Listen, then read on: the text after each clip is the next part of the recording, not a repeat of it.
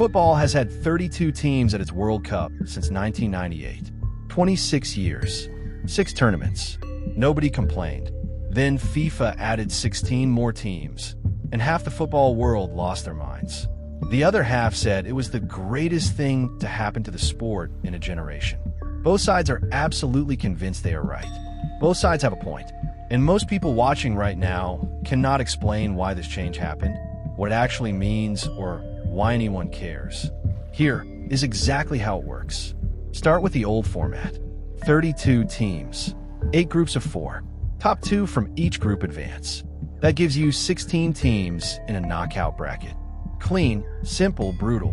One bad game, and you are home. The margin for error was almost 0. That was the point. Now, there are 48. 16 groups of 3. Each team plays twice instead of 3 times in the group stage. Top 2 still advance. But now you have 32 teams going into the knockouts instead of 16. An entire extra round. More games, more nations, more everything. Here's why FIFA did it. More teams means more countries with a stake in the tournament. More countries means more broadcast deals. More broadcast deals means more money. A lot more money. FIFA does not hide this particularly well, and to their credit, they do not really try. The 2026 World Cup is projected to generate revenue that makes every previous tournament look modest. You may file that wherever you like. But here is the argument the expansion supporters actually make, and it is worth hearing. 32 teams meant huge footballing nations like Morocco, Senegal, the United States, and most of Asia were regular spectators rather than participants.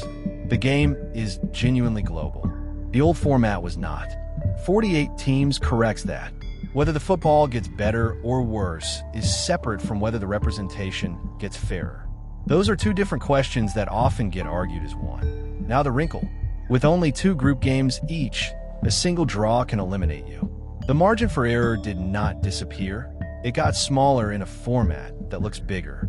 3 teams per group also means the third-place team is always watching 2 others qualify. No safety net.